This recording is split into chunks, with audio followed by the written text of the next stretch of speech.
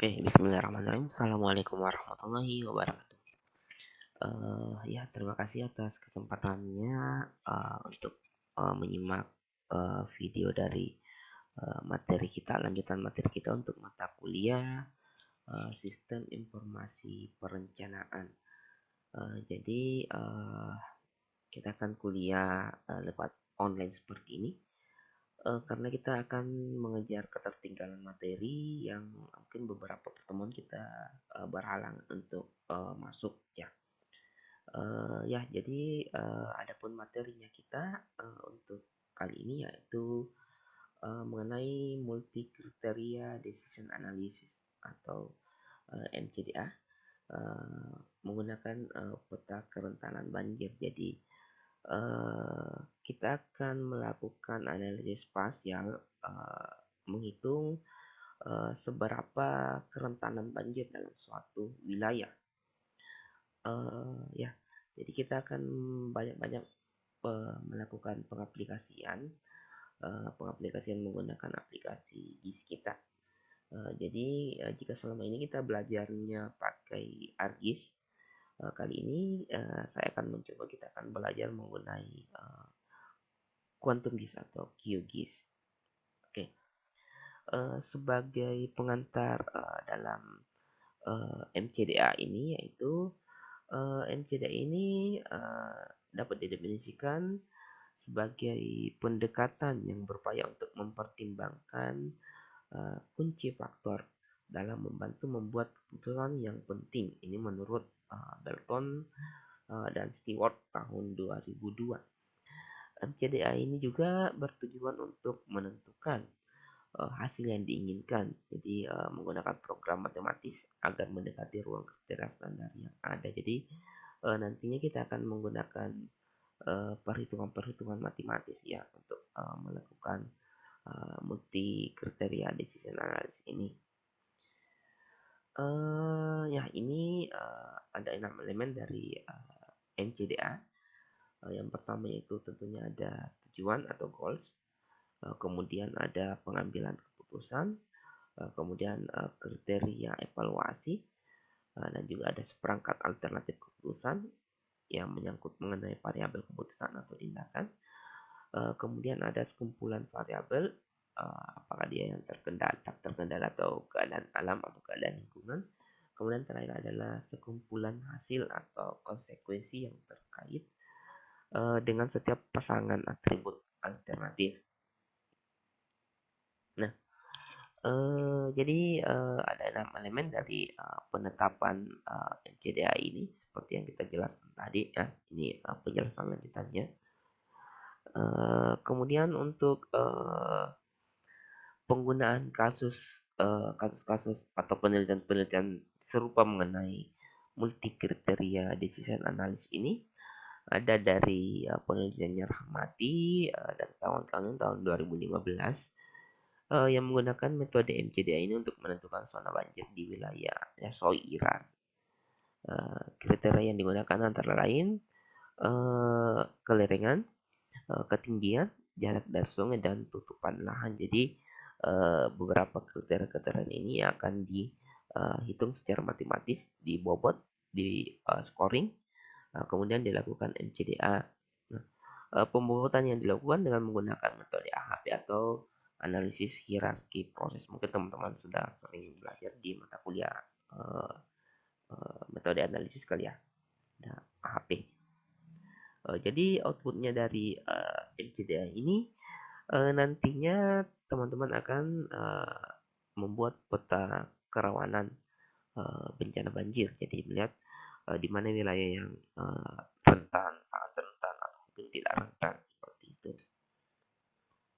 Nah, kemudian untuk banjir sendiri, mungkin sudah ada yang sering mengalami kebanjiran atau mungkin sudah tiap hari atau mungkin sekarang juga karena musim hujan mungkin sudah sering terkena banjir di jalan ya.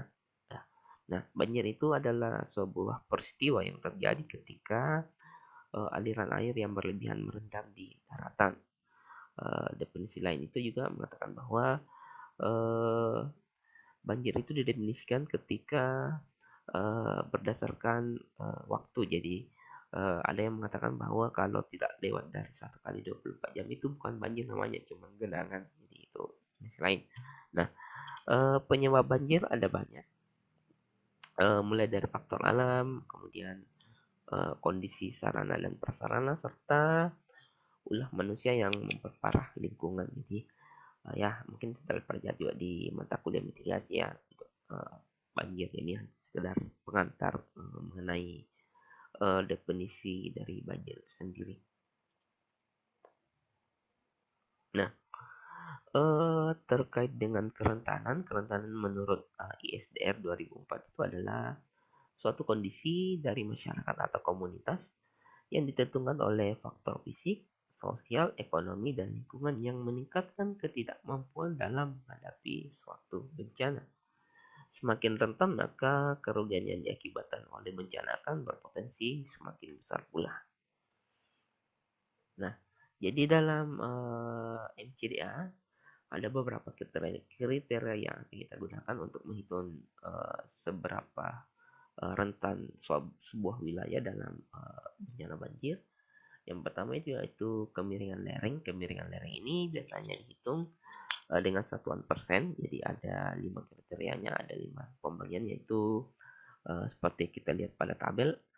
0 sampai 8 itu yang dideskripsikan sebagai datar itu memiliki nilai 5. Jadi semakin tinggi nilainya maka akan semakin rentan ya. Jadi kalau misalnya datar ya tentu saja makin berpotensi untuk terjadi banjir. Kemudian hingga lebih dari 45% atau sangat curam atau nilainya 1. Kemudian selanjutnya yaitu ketinggian. Jadi ketinggian juga dibagi menjadi 5 bagian juga dengan satuannya meter. Jadi kategori 1 itu nilainya 0 sampai 10 meter, nilainya 5. Kemudian hingga lebih dari 200. Jadi semakin tinggi sebuah wilayah maka kerentanannya pasti akan semakin rendah, ya kan? Selanjutnya yaitu curah hujan. Curah hujan juga dikategorikan menjadi 5. Jadi ada 3.500 hingga 4.500 satuannya milimeter per tahun.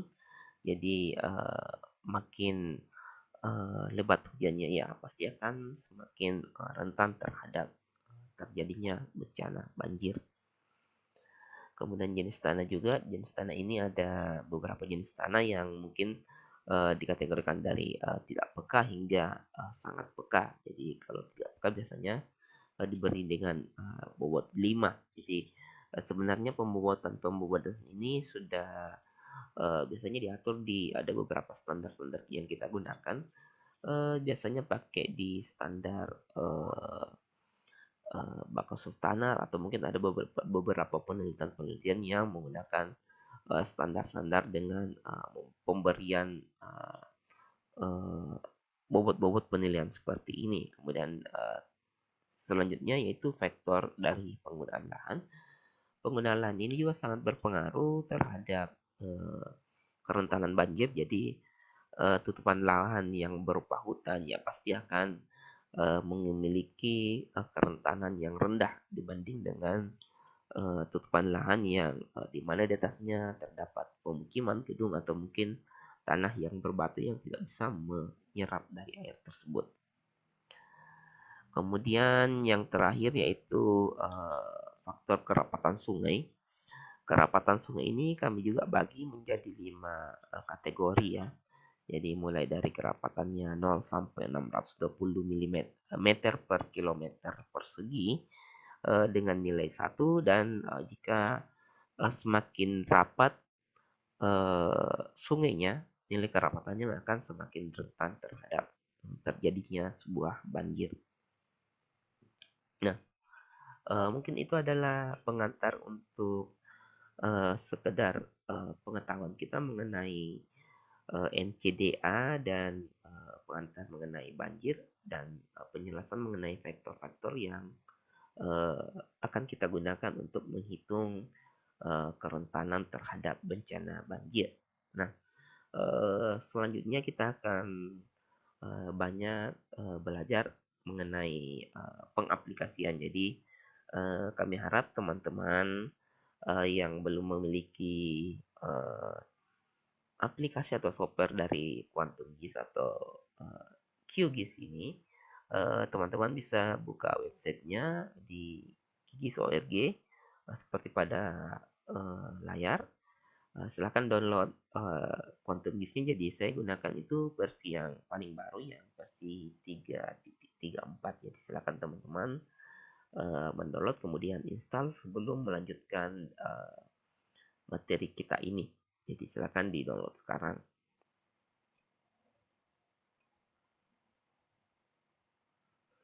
Jadi dalam video ini mungkin akan saya bagi atas beberapa video di materi ini, terkait mungkin karena untuk menguploadnya juga akan cukup besar filenya, makanya akan saya bagikan mungkin ada sekitar 3 video ya. Jadi silakan teman-teman simak untuk sebagai bahan materi kita.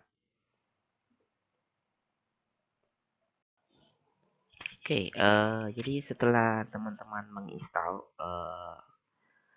Quantum GIS-nya, jadi kita akan mencoba untuk masuk ke aplikasi. Silakan masuk ke aplikasi Quantum GIS-nya.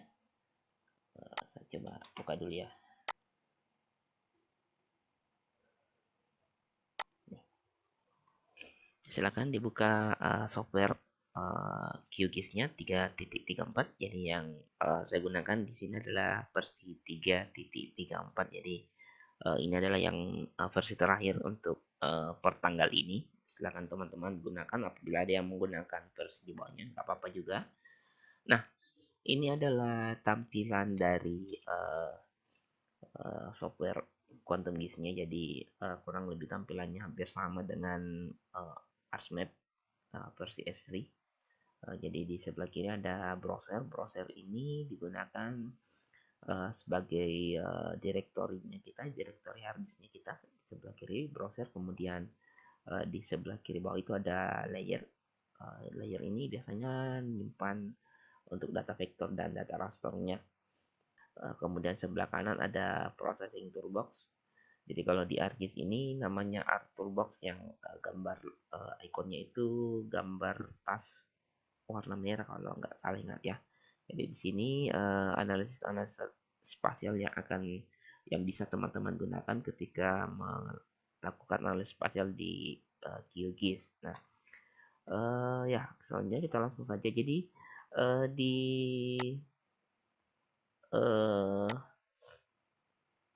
data yang saya kirimkan, kirimkan data itu ada beberapa data ya. Saya kirimkan untuk sebagai bahan latihannya kita. Ya, mana? Nah, jadi ada beberapa data awal yang saya kirimkan. Itu ada data DEM atau Digital Elevation Model, kemudian ada data SAP. Jadi data DEM itu di situ adalah data DEM untuk latihannya kita. Itu saya ngambilnya di data DEM Kabupaten Bandung. Jadi SAP-nya juga ada SAP Kabupaten Bandung, administrasi, kemudian curah hujan, jenis tanah, tutupan lahan, ada juga daerah aliran sungai ya. Jadi ada beberapa data SAP itu yang saya kirimkan. Nah, sebagai bahan untuk mengingat kembali, jadi data yang ada dalam data spasial itu terdiri atas dua. Yang pertama adalah data raster yang berupa seperti data JPEG atau TIFF atau bitmap.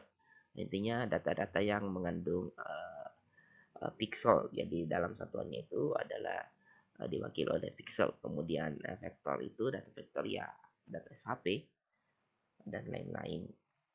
Oke, kita kembali ke aplikasinya kita. Nah, ya, jadi inilah adalah direktorinya kita. Jadi saya nyimpannya itu di harddisk itu di data F, kemudian di folder latihan, kemudian ini folder data.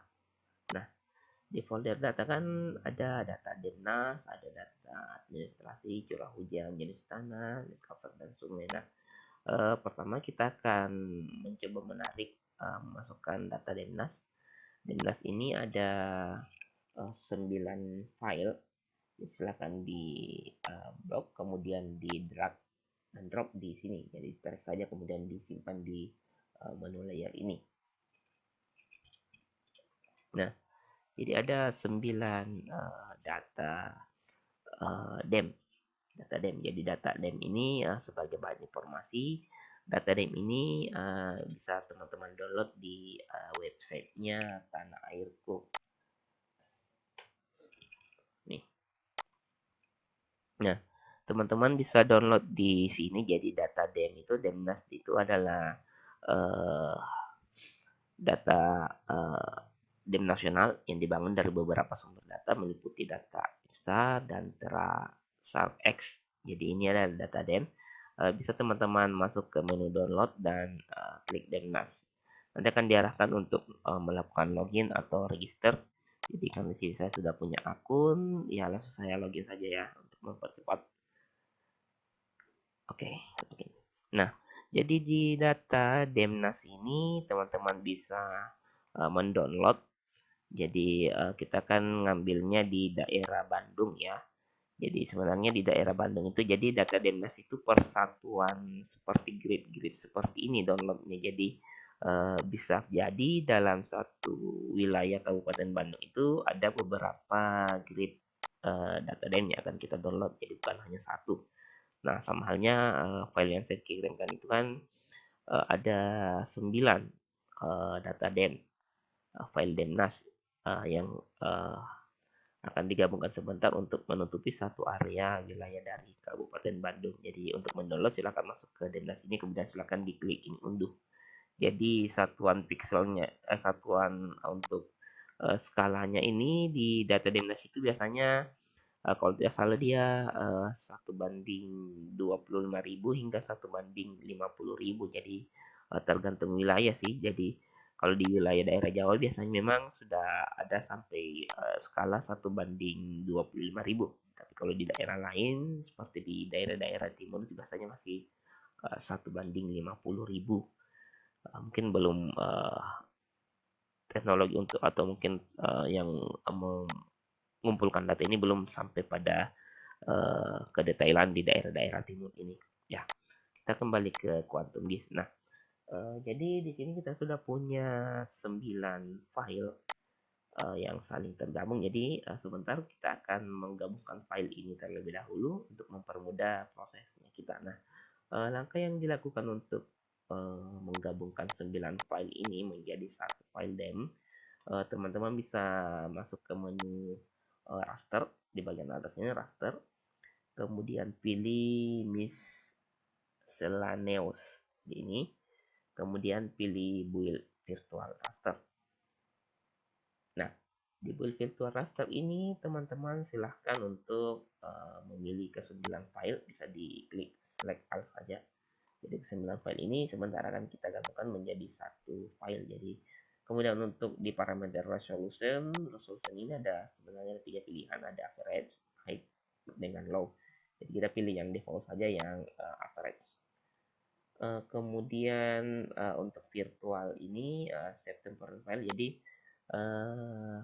perbedaan dari kedua ini yaitu save to temporary file itu hanya tersave pada halaman QGIS-nya teman-teman saja. Jadi ketika teman-teman menutup aplikasi atau close aplikasi, maka file yang tersimpan sudah hilang. Jadi bedanya dengan save to file itu dia bisa men-save file tersendiri. Jadi ketika teman-teman close Quantum GIS-nya kemudian buka kembali, bisa menarik datanya kembali di data yang telah tersave tadi. Jadi untuk kasus ini kita pakai save to temporary file saja dulu ya. Oke, kemudian kita run.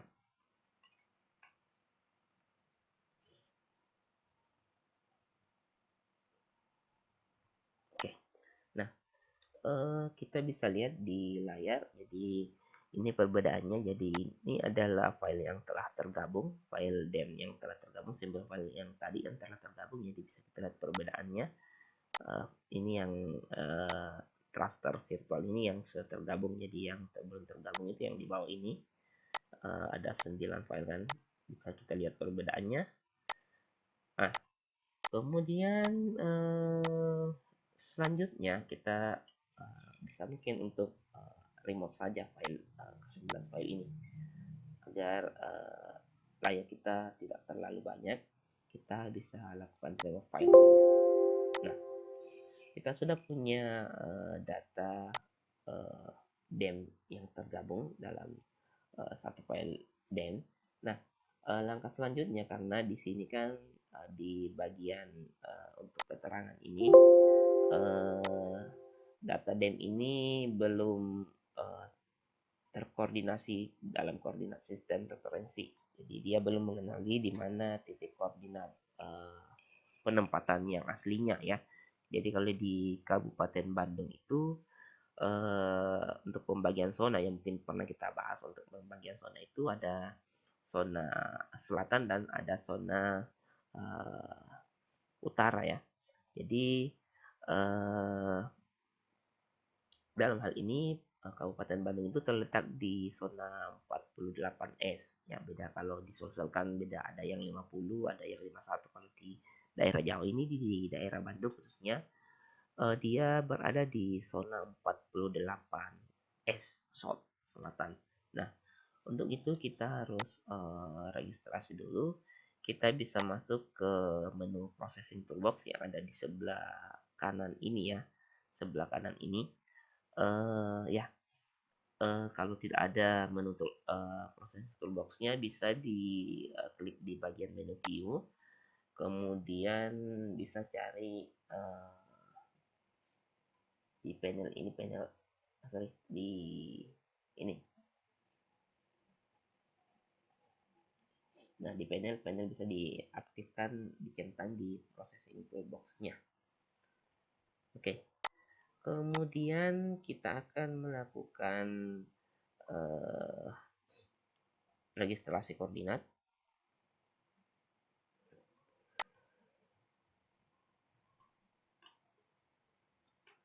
Nah, kita bisa masuk ke menu ini di sebelah kanan di processing toolbox itu, kita pilih raster projection. Kemudian kita melakukan warp projection. Nah, untuk di warp projection ini ada beberapa parameter ya. Jadi kita bisa pilih untuk inputan layarnya itu virtual. Virtual itu ya layar virtualnya.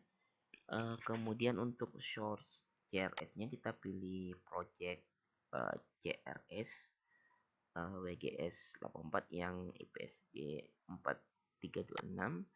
Kemudian untuk target CRS-nya itu IPSG ini zona 48S ya. Jadi kalau tidak ada, biasa pilihannya kalau nggak ada ini ya, karena memang dia masih baru, makanya store-nya masih kosong, kita bisa pilih di bagian di ini select CRS. CRS ini bisa di cari sendiri, cari manual, misalnya ini preferred, silahkan dicari sistem koordinat yang tadi, sama halnya dengan yang di target CRS ini. Kemudian untuk resampling tidak usah diubah, pilih default aja, kemudian langsung ke run.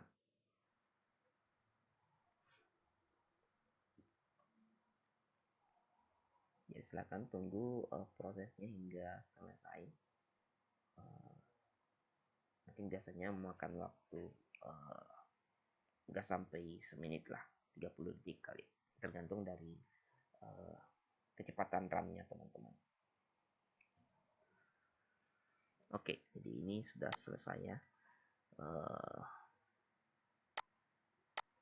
Ya, jadi sini sudah ada dua layar. Yang pertama ada layar virtual yang tadi, kemudian sekarang ada layar projection.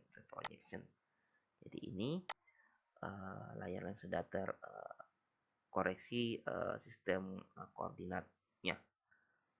Jadi beda halnya dengan virtual tadi, layar virtual ini belum terkoreksi koordinatnya. Kali yang ini sudah terkoreksi koordinat 48S untuk daerah wilayah di Bandung.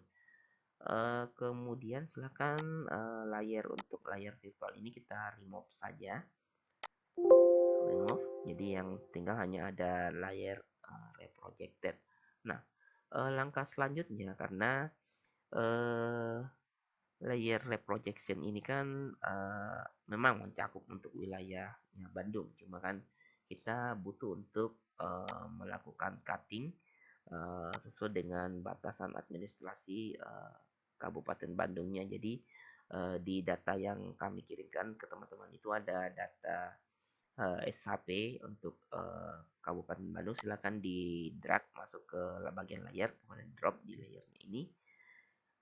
Oke. Nah, jadi seperti yang saya katakan tadi, ada untuk layar reprojection ini mencakup wilayah yang lebih luas lagi daripada Bandung, makanya kita perlu melakukan cutting. Nah, sesuai dengan batasan administrasinya, jadi silakan di cutting. Teman-teman bisa cut melalui proyek processing toolbox. Teman-teman bisa klik di bagian share clip, menu clip. Jadi di sini ada clip raster by mask layer. Jadi silakan diklik. Nah, untuk parameternya, untuk inputan layarnya, teman-teman bisa pilih layer reprojected ya. Kemudian untuk mask layer, karena hanya ada satu layer di sini, mask layernya ya administrasi Kabupaten Bandung. Jadi nantinya layer red projection ini akan tercut dan bentukannya sesuai dengan layer dari SAP administrasi Bandung ini. Kemudian untuk source CRS-nya silakan pilih ini EPSG. Kemudian ini juga sama dengan yang tadi. Kemudian untuk di bagian save temporary file ini seperti yang dijelaskan tadi, perbedaan dari keduanya, ada yang save temporary hanya save untuk di ketika aplikasi terbuka, ketika tutup maka save-nya hilang. Tapi kalau yang save file ini save-nya masih ada dan bisa ditarik kembali. Jadi kita untuk bagian ini kita pilih save to file untuk menyimpan filenya. Save to file, teman-teman bisa menamakan dem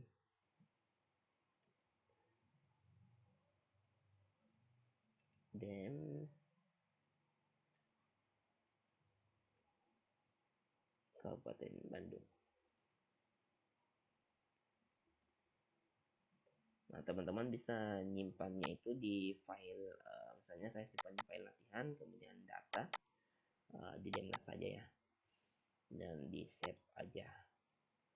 Kemudian selanjutnya yang lainnya itu hanya opsional, nggak usah diisi, kita langsung run aja.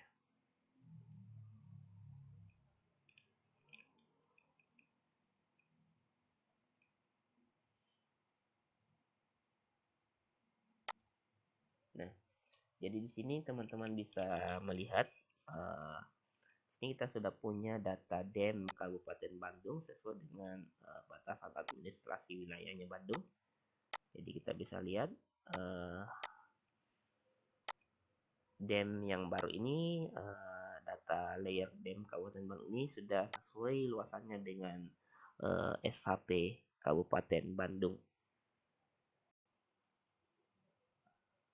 Nah, sebenarnya untuk proses save filenya, save to file tadi yang ada temporary file itu sebenarnya bisa juga kita melakukan save di bagian sini. Misalnya kita klik kanan kemudian di ekspor dan save as. Jadi save as itu bisa dilakukan juga untuk mode seperti ini. Jadi misalnya kita pilih nama file kemudian kita simpan di directory file mana, silahkan dipilih. Kemudian untuk ini silahkan di default saja. Jadi ini resolusinya kan resolusi layer untuk DEM-nya ini kan dia berada pada 8,2958 itu ini satuannya meter. Jadi dalam satuan pixel itu satu pixel itu mewakili 8 meter, kira-kira 8 meter lebih lah, 8,2 meter lah seperti itu, kemudian di oke saja nanti. Nah, selanjutnya nah kita kan tadi di slide PowerPoint ini kan kita membutuhkan untuk parameter MCDA itu kita membutuhkan data slope atau kemiringan lereng, kemudian kita butuh data ketinggian, data kerapatan das, land cover, curah hujan, dan jenis tanah dan selang. Pertama kita akan membuat data slope atau kemiringan lerengnya. Jadi data slope atau kemiringan lereng ini adalah turunan dari data DEM ini. Jadi data DEM ini memiliki database untuk data kemiringan lereng juga dengan data ketinggian. Jadi data DEM ini yang akan kita lakukan analyze. Jadi sebelumnya kita remove saja data reprojection ini. Kita sudah punya data DEM-nya. Nah, jadi untuk membuat data slope atau kemiringan lereng itu teman-teman bisa masuk ke data processing toolbox. Kita tulis slope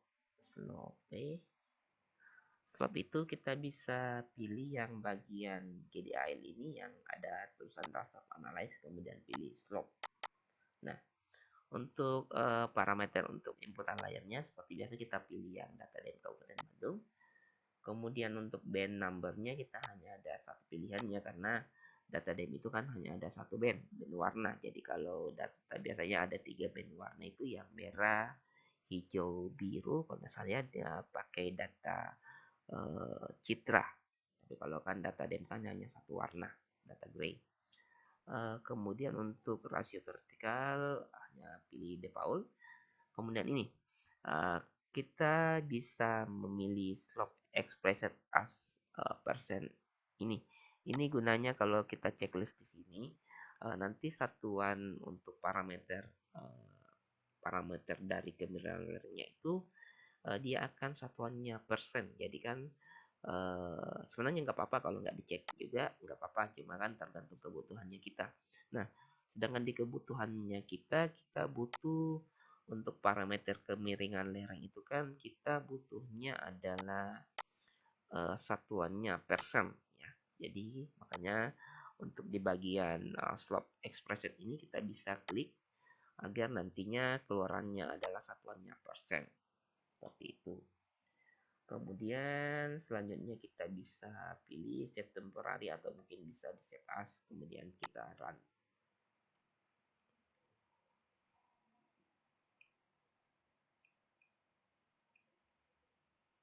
Oke, di sini kita sudah punya peta kemiringan lereng. Jadi kemiringan lereng itu yang kita miliki ini dia berada pada kemiringan lereng 0,03% hingga 284 seperti itu. Selanjutnya ini kan datanya kan masih data temporary layer ya. Jadi teman-teman bisa langsung melakukan ekspor data saja, ekspor save as, kemudian pilih namanya. Teman-teman bisa simpan di directory habisnya di data, kemudian di bagian Demnas teman-teman bisa namakan slope Bandung, terserah namanya, penting teman-teman bisa mencari slope Bandung, kemudian di bagian resolusi nggak usah dirubah-rubah, default saja, kemudian klik OK.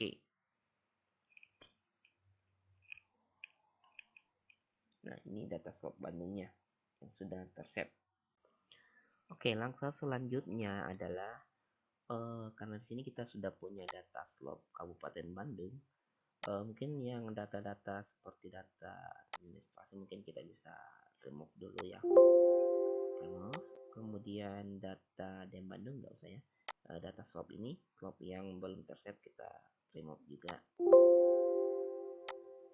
Nah, jadi sekarang kita sudah punya dua data raster yang kita sudah buat tadi, ada data slope Bandung dan data DEM Bandung yang kita save di bagian ini di Demas. Kalau tidak ada kita bisa refresh. Ini ada data DEM Kabupaten Bandung dan data slope Bandung ya. Oke. Jadi kita kan akan melakukan pengkategorisasian atau mungkin melakukan kriteria dengan 6 kriteria seperti yang dijelaskan di slide sebelumnya. Jadi kita akan melakukan mengumpulkan 6 kriteria ini. Nah, yang kita punya sekarang data slope dan data land cover, curah hujan, jenis tanah, dan terapan landas. Jadi data itu saya sudah kirimkan juga data save filenya. Jadi kita bisa drag saja file-file ini. Data S1-nya ada data curah hujan, jenis tanah, land cover, dan tutupan daerah aliran sungai. Kita bisa drop sini.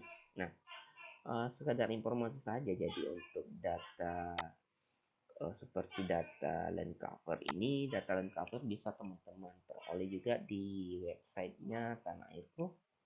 Teman-teman bisa di sana download peta RDI, ya, peta RDI. Jadi teman-teman bisa download untuk daerah Kabupaten Bandung juga, atau mungkin kalau memang sudah bisa dapat akses dari beberapa mungkin instansi langsung, misalnya taruhlah kita instansi di Bandung, bisa dapat langsung data tutupan lahannya, nggak apa-apa juga.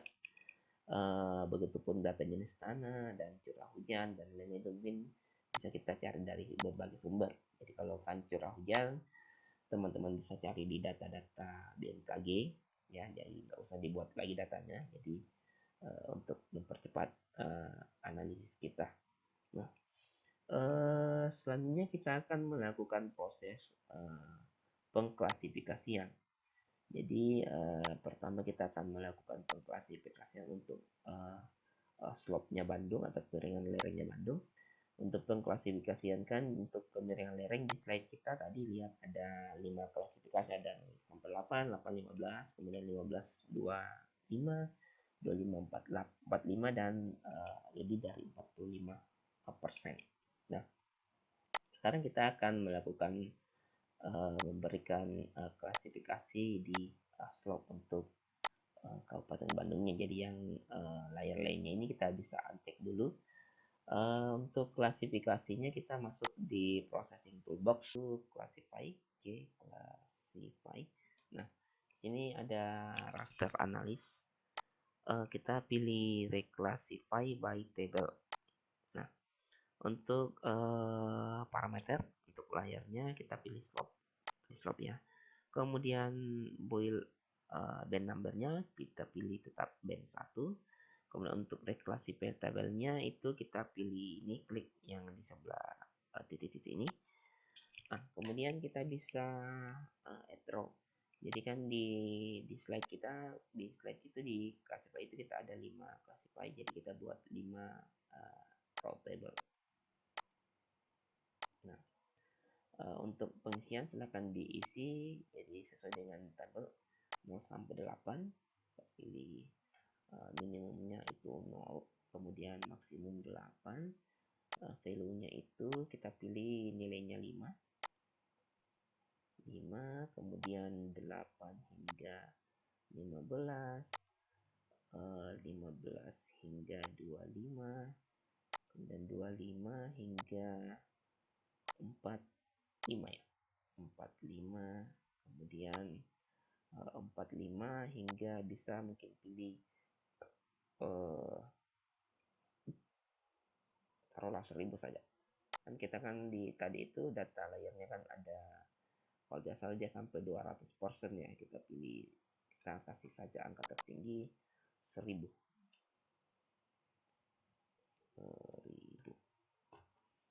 Kemudian untuk VO-nya 1000 ini maksudnya adalah intinya kan dia kan lewat lebih dari 45. Jadi kita, karena di sini kita diharuskan untuk mengisi maksimumnya, kita isi maksimum tertinggi kan tadi ada 200 ya, jadi 1000 saja sudah cukup. Kemudian nggak apa-apa juga kalau menambah 10.000, 1000, 10.000 nggak apa-apa, yang penting lebih dari 45 itu sudah masuk pada value 1. Jadi di sini kita bisa isi 4, 3, 2, 1. Jadi intinya ketika dia berada pada ketinggian lebih dari 45%, dia akan nilainya 1, artinya rentan, sangat tidak rentan untuk banjir. Jadi kalau dia nilainya 5 ya pasti akan rentan terhadap banjir. Semakin tinggi semakin tinggi peluangnya untuk rentan terhadap banjir. Kemudian kita pilih OK. Selanjutnya kita untuk save temporary file-nya terserah mau pilih temporary file save atau mungkin save file. Jadi untuk kasus ini kita bisa pilih temporary saja dulu. Kemudian kita run.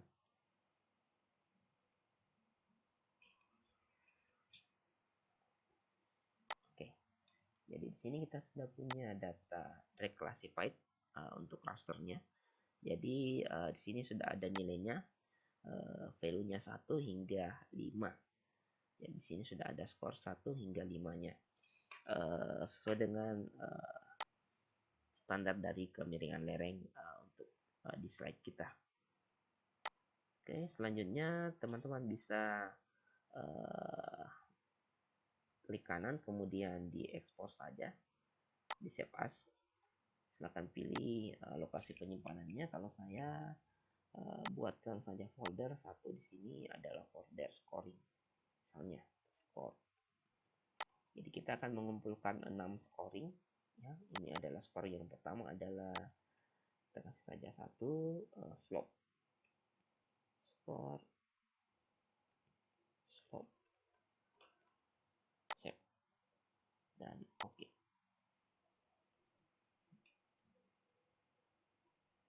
Oke, kita sudah punya score slope-nya.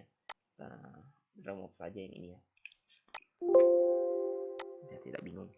Nah, untuk skor slope-nya ini bisa kita berikan warna. Misalnya kita mau lihat dulu apakah untuk memperjelasnya bisa masuk ke menu properties, kemudian untuk simbologi sebenarnya sama di ArcGIS dari S3 itu ada simbologinya juga. Jadi di sini juga ada simbologi. Kita pilih render tipenya, kita pilih pakai yang unique value ini.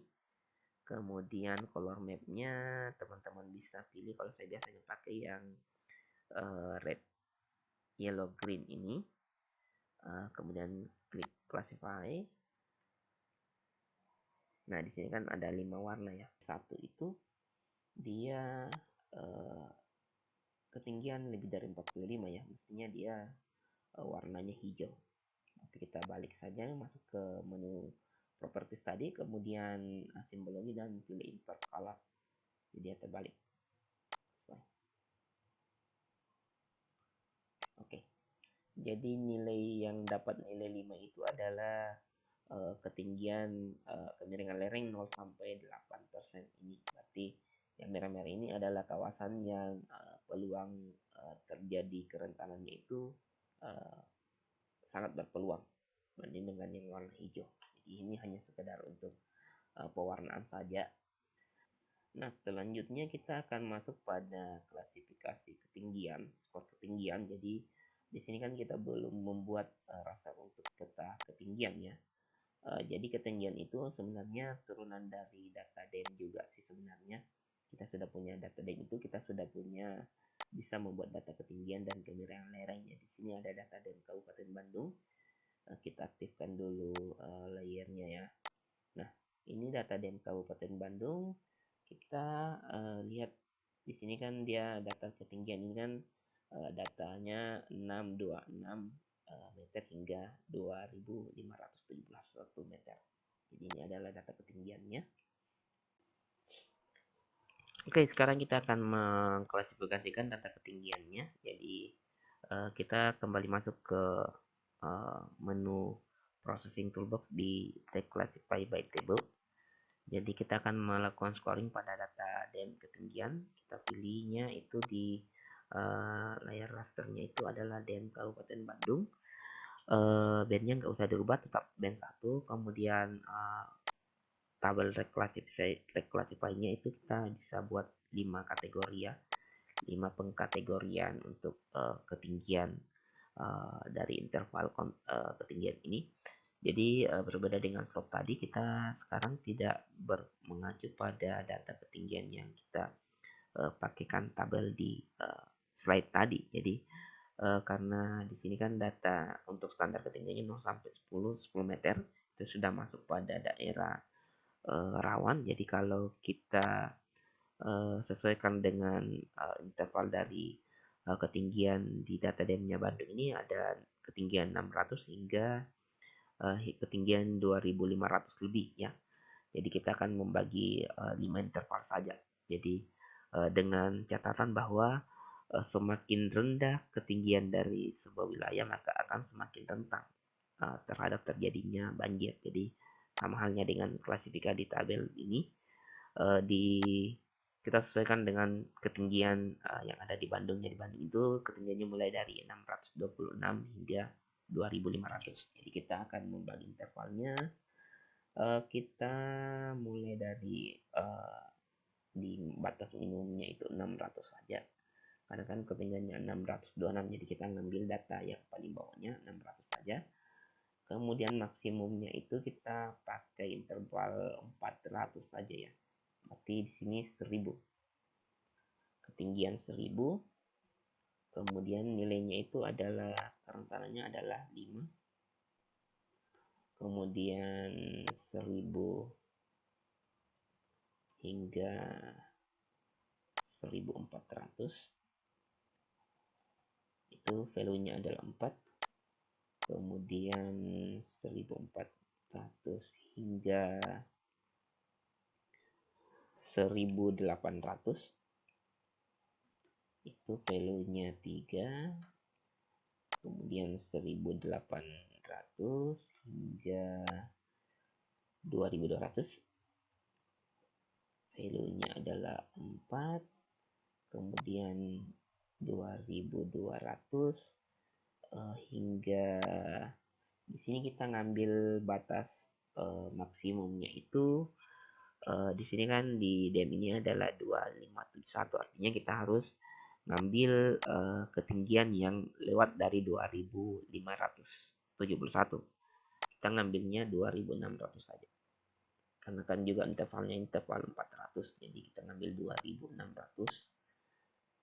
Kemudian value-nya adalah tadi terbalik ya. Value-nya di sini adalah 2. Kemudian di sini 1. Jadi asumsinya adalah semakin tinggi wilayah maka akan semakin rendah kerentanannya. Kemudian kita klik OK. Kita save-nya temporary aja. Kita bisa save di save to file saja. Ya langsung aja. Kita pilih di folder latihan, kemudian data, kemudian skor. Kita bisa pilih skor ketinggian.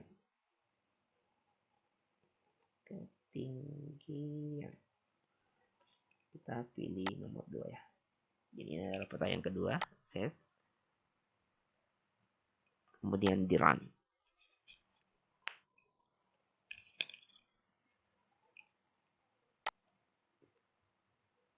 Kita sudah punya peta skor ketinggian. Bisa kita buat propertinya lagi seperti tadi simbologi. Kita masuk ke unique value, kemudian random color, bisa kita pilih red, yellow, green, kemudian di classify. Nah, kita bisa delete saja ini.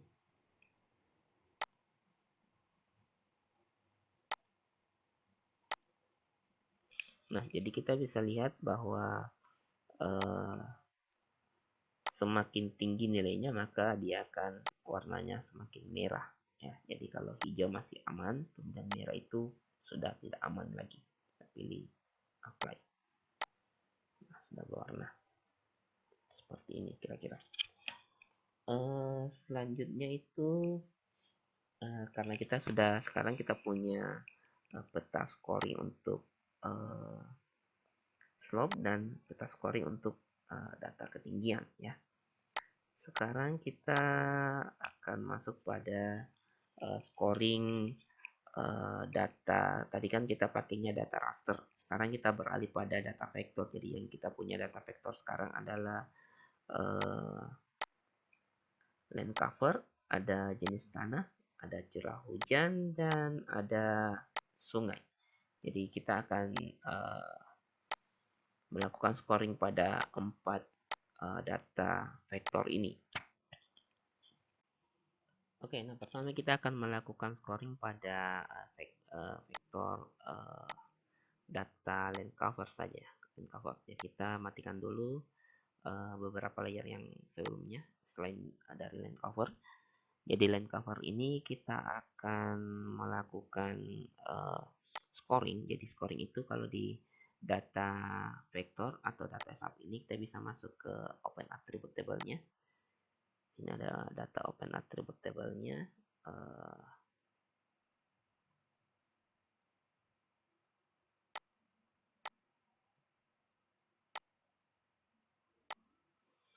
Jadi data open attribute table-nya ini di sini kan berisi data-data yang ada dalam isian SAP-nya. Di dalam data-datanya ada data keterangan dari misalnya ada data tanah ladang, ada tanah tegalan dan sebagainya. Ini kan yang akan kita inputkan scoring untuk data penggunaan lahannya. Misalnya hutan itu nilainya 1, belukar nilainya 2, nilainya untuk tanah ladang 3, sawah irigasi 4, dan yang pemukiman gedung ada 5 nilainya. Jadi kita akan melakukan scoring di sini.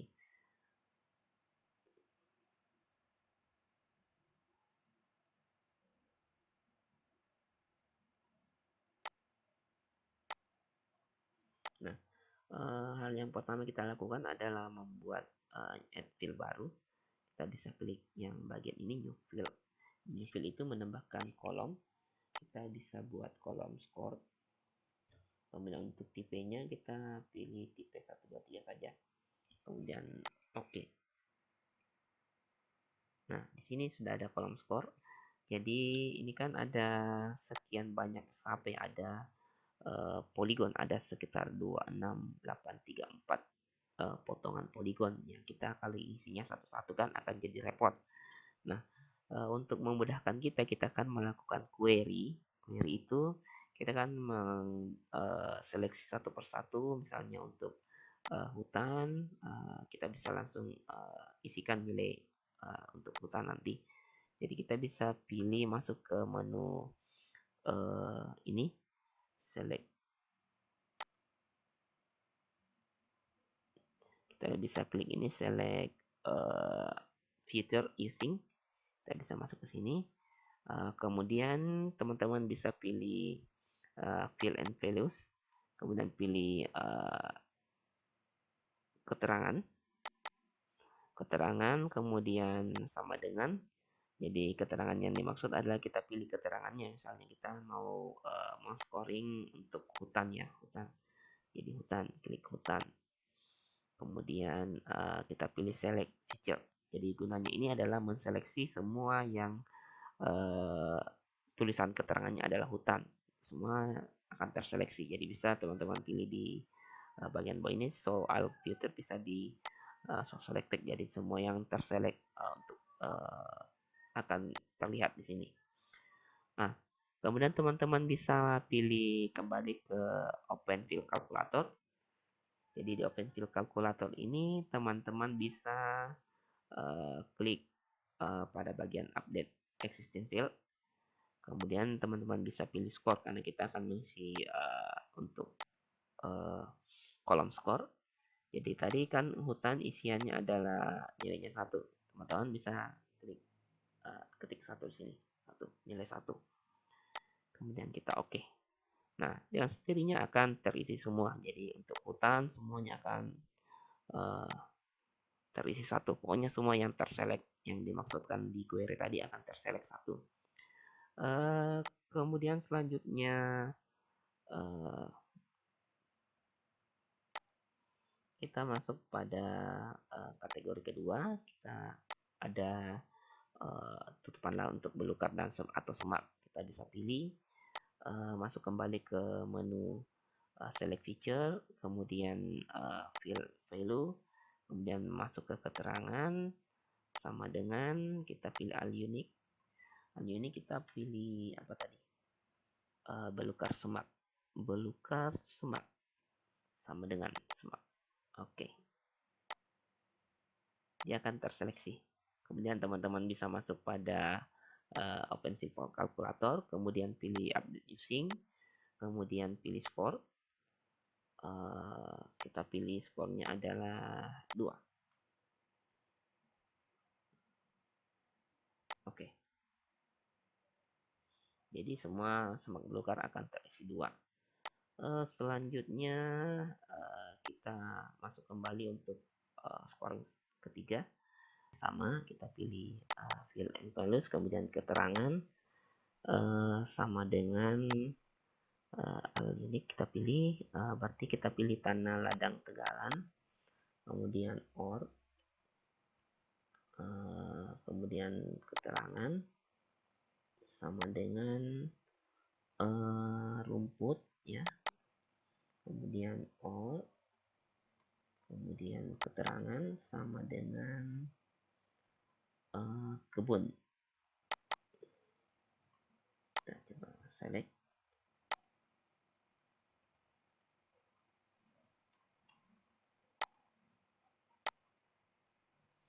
Kemudian kita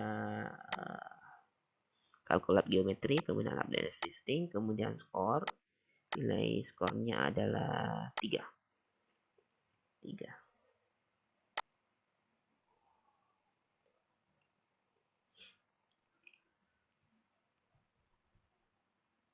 Jadi prosesnya agak lama karena memang ada sekian banyak potongan poligon yang akan terisi untuk keterangan skor Tegalan, kemudian rumput dan kebunnya tadi. Silakan ditunggu.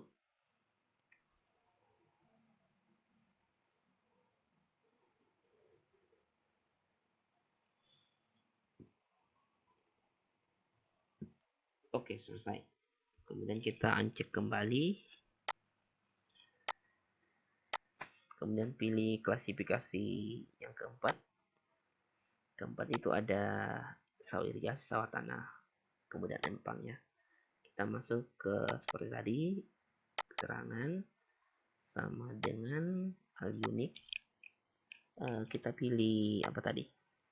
Sawah irigasi ya. Sawah irigasi or keterangan sama dengan sawah tada hujan dan empangnya. Sawah tada hujan or kemudian keterangan sama dengan sawah tada hujan, apalagi tadi? Empang ya. Ada empang. Oh, ada empang. Oke, kemudian select feature, kemudian close. Ya, kita lihat.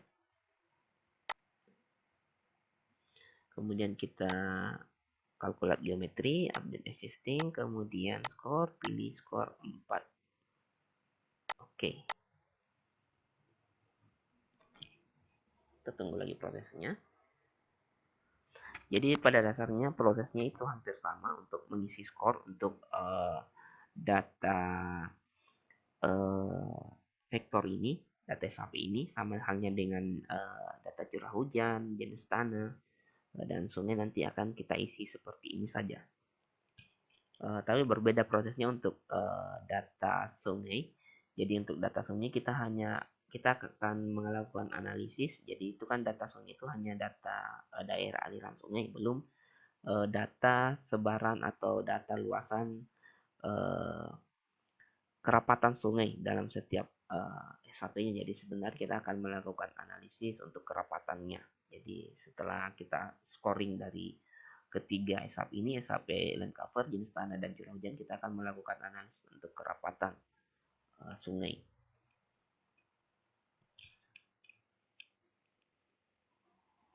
Oke, setelah ini kemudian kita uncek kembali.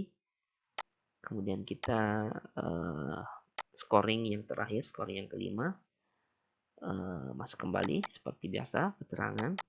Kemudian sama dengan al unique.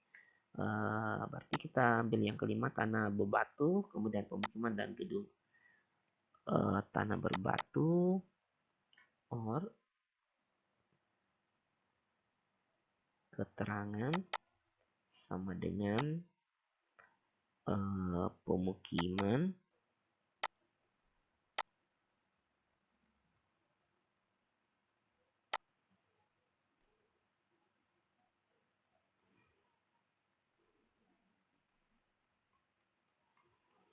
kita update,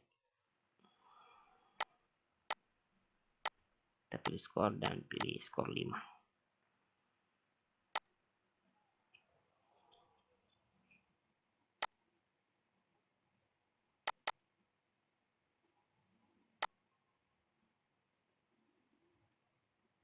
Oh, gedung belum terpilih.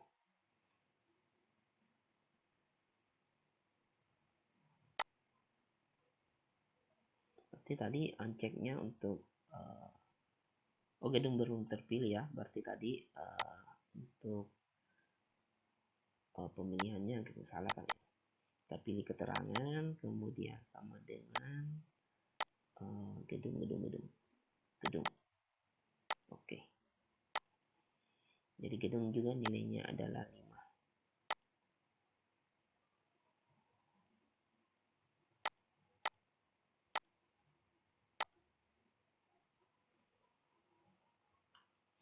Nah, setelah itu kita melakukan save, kita pilih save edit.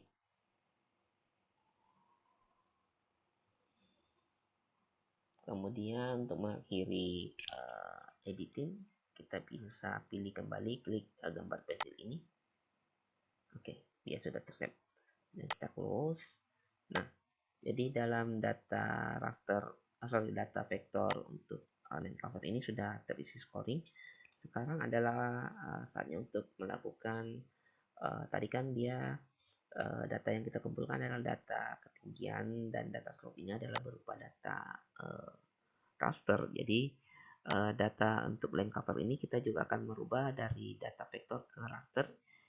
Oke, kita bisa masuk ke raster, menu raster, kemudian pilih conversion. Jadi kita akan melakukan konversi dari data vektor ke raster, maka kita pilih rasterize. Kemudian untuk input layernya kita pilih land cover, kan kita akan mengkonversi land covernya. Kemudian untuk fill to use for view ini kita pilih score karena dalam data raster itu harusnya memiliki data scoring atau satuan unit per pixelnya itu ada skornya. Jadi kita pilih skor. Karena kan data raster itu terdiri dari banyak pixel. Nah, dalam satu pixel ini mewakili satu scoring. Jadi kita pilih scoring. Kemudian untuk value-nya, output raster unitnya itu kita pilih georeference unit. Kemudian untuk with horizontal resolution-nya itu kita ngisinya itu 8. Kenapa 8? Karena di data scoring untuk slope dan ketinggian kan yang tadi kita gunakan itu memiliki resolusi 8 meter. Kita pilih 8 meter, kurang lebih 8 meter. Selanjutnya untuk assign spesifik untuk data value. Jadi di sini kan biasanya data raster itu ada unit yang nilainya 0. Jadi kalau nilainya 0 biasanya tidak terbaca karena dia batasannya 0. Jadi kita pilihnya saja kasih minus 99.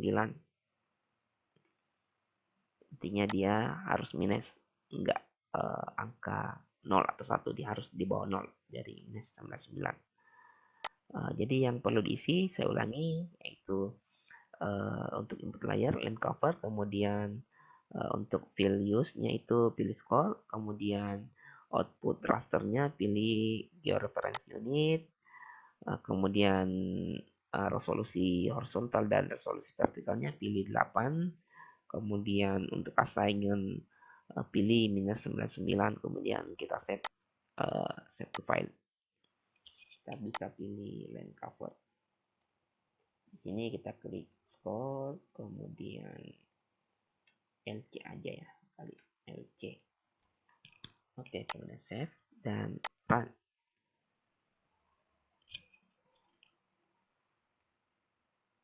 Nah, di sini sudah jadi data scoring untuk land covernya.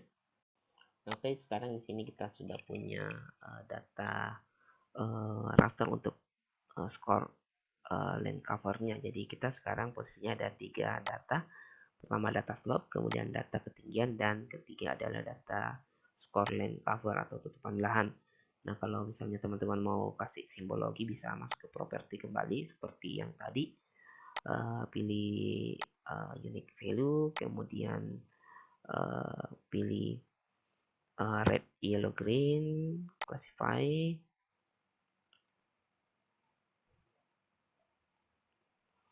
Kemudian teman-teman bisa balik warnanya. Jadi angka 5 itu adalah angka yang paling rawan. Oke, seperti ini kira-kira filenya. Oke, selanjutnya kita akan beralih ke data curah hujan ya. Jadi kita sudah ada 3. Dan kita matikan dulu uncheck semua. Kita masuk ke data curah hujan aja. Curah hujan. Nah, sini kita punya data curah hujan sampingnya. Sama halnya dengan proses land cover tadi, kita akan melakukan scoring di bagian atribut tabelnya. Atribut tabel data curah hujan ini, yang pertama kita melakukan start editing dulu ya. Kemudian kita add field, kemudian pilih score, kemudian di OK, pilih tipenya itu 1, 2, 3 integrate, 30 debit, OK. Kemudian selanjutnya kita bisa lihat tabel curah hujan ini. Jadi untuk 3.500 4.500 mm itu nilainya adalah 5. Kita cari di sini 3.500 ya. Untuk 3.500 hingga 4.500 ya. Berarti ini adalah skornya adalah 5. Kemudian 3.000 hingga 3.500. Ini skornya 4. Kemudian 2.500 hingga 3.000, skornya 3. Kemudian 2.000 hingga 2.500 itu skornya 2. 1.500 hingga 2.000 kita skor 1. Ini kan 1.500. Kalau di sini kan dia skornya 1.000, nggak apa-apa, kita pilih 1 di sini. Berarti ini tetap 5 ya skornya, karena dia skornya 4.000 hingga 4.500. Dan sedangkan di sini ratingnya 3.500 hingga 4.500. Berarti kita pilih 5 saja di sini skornya. Jadi kenapa kita nggak pakai cara query yang tadi? Ya pertimbangannya karena datanya hanya ada sedikit. Jadi kita pakai pertimbangan seperti ini saja. Oke, jadi kita sudah mengisikan untuk skor curah hujan. Kemudian jangan lupa untuk di save ya. Kalau tidak di save, dia akan yang kita telah edit tadi tidak akan muncul. Jadi kita harus memperhatikan di save dulu, atau mungkin ketika klik tombol editingnya ini kita bisa langsung klik save saja. Jadi jangan discard ya. Selanjutnya karena kita sudah scoring curah hujan, sekarang kita akan melakukan conversion, masuk ke menu raster, kemudian conversion dari vektor ke raster. Kemudian sama halnya tadi, kita pilihnya itu adalah scoring itu karena dalam data raster itu harus memiliki nilai skor dalam tiap pixelnya. Kemudian yang perlu diisikan juga yaitu outputnya, kita pilih georeference unit, kemudian with resolusinya kita pakai 8 menyesuaikan dengan data dimension tadi 8. Kemudian di bagian bawah kita pilih ini minus 99 aja, supaya nggak ada yang bolong. Jika ada yang nilainya 0 biasanya akan bolong. Dan kita pilih di bawah 0, artinya minus 99. Kemudian save temporary file, kita pilih save to file, kita pilih, berarti kita sekarang di posisi 4 ya. 4 yaitu scoring curah hujan, CH saja curah hujan. Oke, di run. Jadi proses untuk keempat data satu ini kurang lebih sama ya prosesnya. Kemudian ini sudah ada skornya.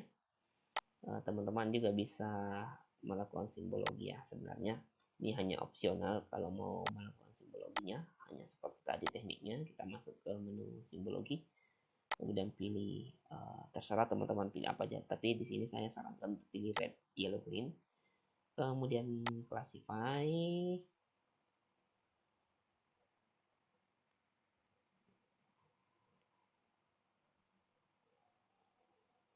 ini ada 5 nilai, ada nilai 0. Kita bisa hilangkan saja nilai 0 ini, kemudian kita balik aja ya, import. Oke deh, seperti ini data curah hujannya. Kemudian kita sudah punya 4 ya, 4 data. Ada skor curah hujan, ada skor lereng, ada skor ketinggian, ada skor land cover. Sekarang kita beralih ke scoring untuk jenis tanah ya, jenis tanah. Jenis tanah seperti langkah sebelumnya, kita masuk pada open attributable, kemudian kita nambah add field baru, kita start editing, kemudian add field, kemudian score, tipenya tetap sama, integer, kemudian oke. Nah, kita akan lakukan scoringnya itu berdasarkan ini jenis tanah yang ini. Jadi kita bisa lihat untuk tanah aluvial, kita lihat di sini ada tanah aluvial enggak? Aluvial kita kasih nilai skornya 5. Kemudian untuk latosol itu nilainya berapa ya? Teksnya latosol berarti 4. Nilainya 4 untuk latosol. Andosol itu kita sesuaikan dengan di tabel ini saja ya. Andosol masuk pada kategori 2. Kemudian potsol merah itu nilainya potsol ya, tapi nilainya 2. Kemudian aluvial juga 5.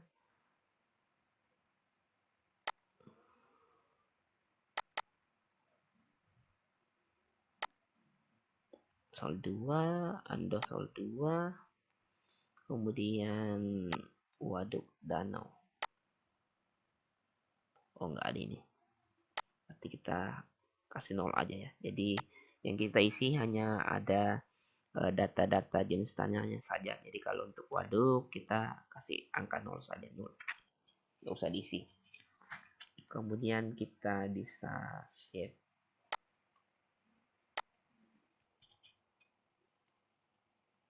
Oke, sekarang kita sudah melakukan scoring pada jenis tanah. Kemudian kita kembali melakukan konversi dari data vektor ke raster untuk peta jenis tanah ini. Kemudian kita kembali pilih untuk skor, outputnya pilih georeference, horizontal resolusinya pilih 8, dan ini juga 8. Kemudian untuk ininya assignmentnya itu kita pilih minus 999. Oke deh, kita pilih save the file. Save the file berarti kita sudah berada pada nomor 5. Scoring jenis tanah GT aja ya. Oke, kita save run.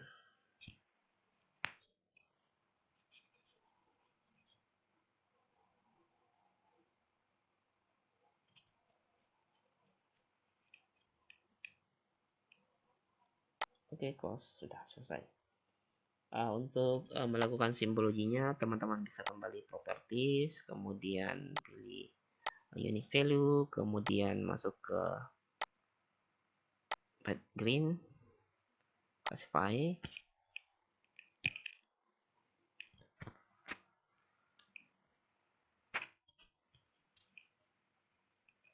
Oke.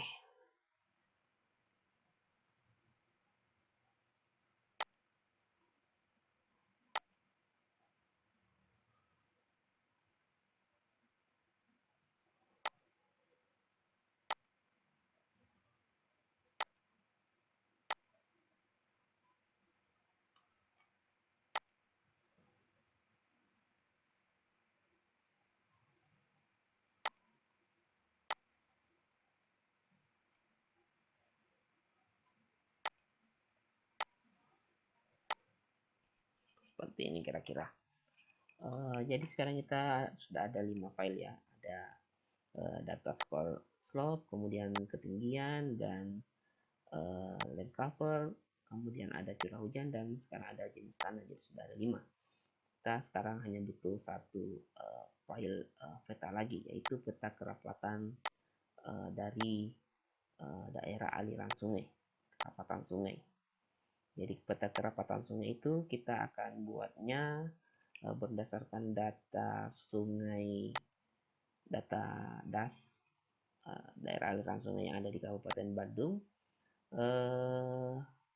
dengan disandingkan dengan data DEM, data elevation model.